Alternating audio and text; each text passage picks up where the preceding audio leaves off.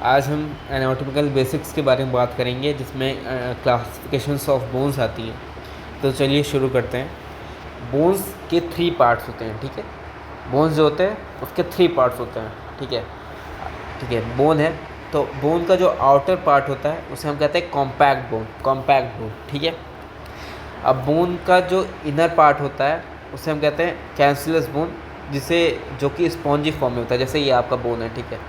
Bone का जो outer part होता है, ठीक है, उसे हम कहते हैं कॉम्पैक्ट बोन, ठीक है, कॉम्पैक्ट बोन।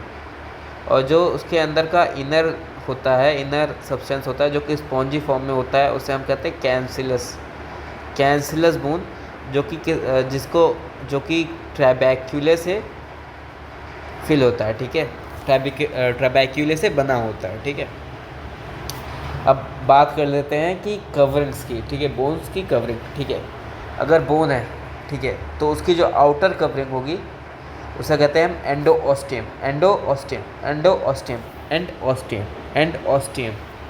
ठीक है। और सॉरी, जो इनर कवरिंग होगी उसे हम कहते हैं एंडोस्टियम, ठीक है। जैसे ये बोन है, ठीक है, और जो उसके अंदर वाली कवरिंग होती है उसे कहते हैं हम एंडोस्टियम, ठीक है। और जो बाहर वाली कवरिंग होती है, आउटर कवरिंग जो होती है, उसे हम कहते हैं पेरिओस्टियम, ठीक है, पेरिओस्टियम। जो आउटर कवरिंग होती है उसे पेरिओस्टियम।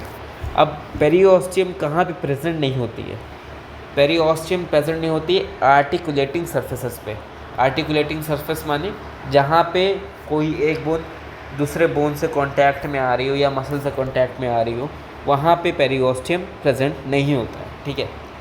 अब जो भी हॉलो बोन्स होती हैं उनमें येलो फ्लूइड प्रेजेंट होता है, जिसे हम कहते हैं बोन मैरो, ठीक है, जिसे हम कहते हैं बोन मैरो।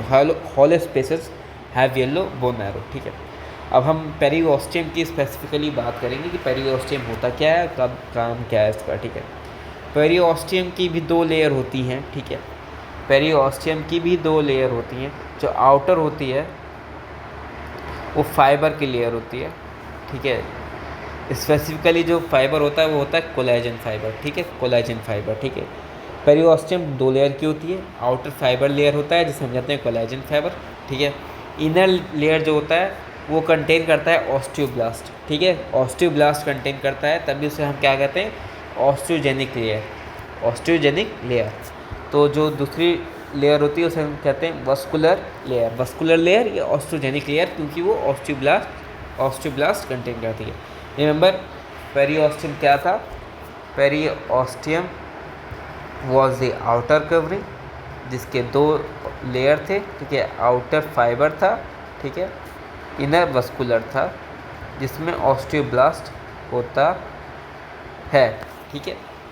अब हम बात करेंगे फंक्शंस की। यहाँ पे शॉर्ट में लग दिया कि आउटर फाइबर होती है, इनर वस्कुलर होती है, रिमाइंडर के लिए, ठीक है।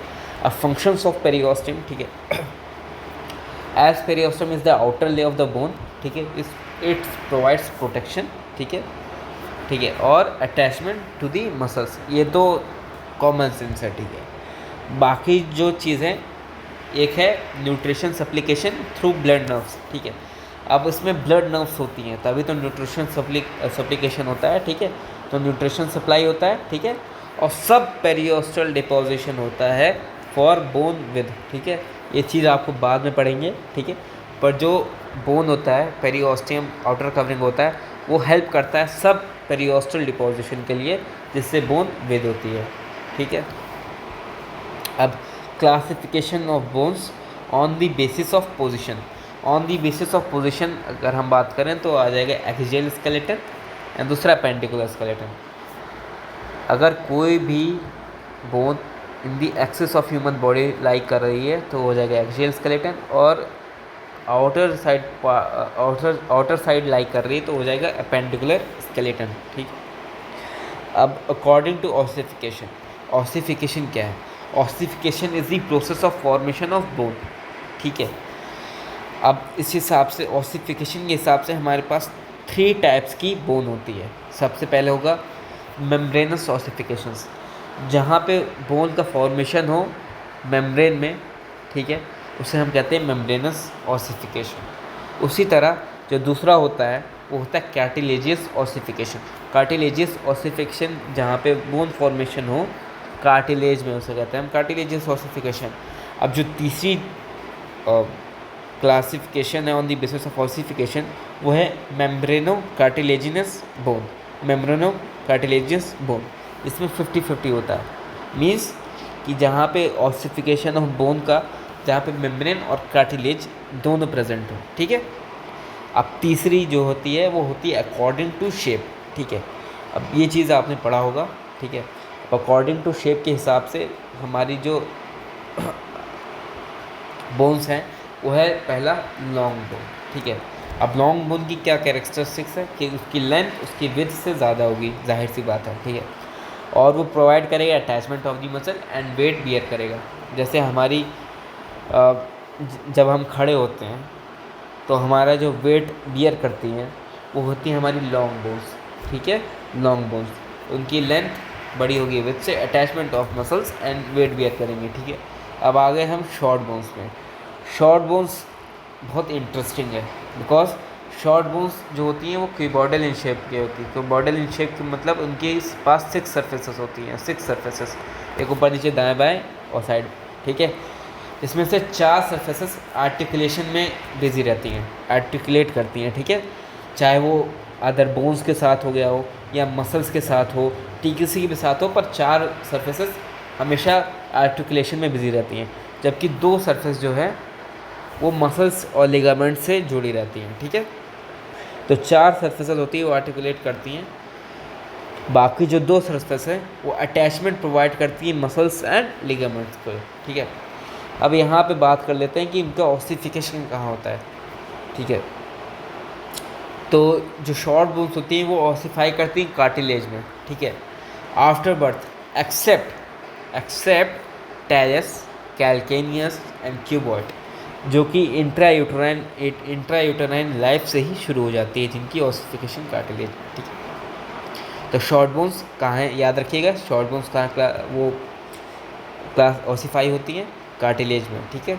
कौन सी नहीं करती हैं, टेरेस, कैल्केनियस एंड क्यूबॉइड, उनकी स्टार्ट हो जाती है इंट्रायूटेराइन लाइफ से। बाकी short bones after birth ossify करती हैं कार्टिलेज में। अब बात करते हैं फ्लैट बोन्स की। This are the two layers of flat bones, ठीक है। फ्लैट बोन्स क्या कहता है, फ्लैट बोन्स में होता है कि जो फ्लैट बोन्स होती हैं उनके पास 2 आउटर मतलब एकदम फ्लैट बोन्स होती हैं, ठीक है, जिनमें जो दोनों आउटर कवरिंग होती है वो कॉम्पैक्ट बोन की बनी होती है, कॉम्पैक्ट बोन की बनी होती है, ठीक है। और जो उनके बीच में जो स्पॉन्जी पार्ट होता है, उसे हम कहते हैं डिप्लॉय, जिसे हम कहते हैं डिप्लॉय, ठीक है। मीन्स फ्लैट बोन्स के जो दोनों आउटर पार्ट्स होते हैं वो कॉम्पैक्ट बोन्स के बने होते हैं, और जो इनर स्पॉन्जी लेयर होती है उसे हम कहते हैं डिप्लॉय, ठीक है। बाकी इसका एग्जांपल हो गया फ्लैट बोन्स की ribs, sternum, vault of skull, ठीक है। अब इरेगुलर बोन्स की बात करेंगे, ठीक है।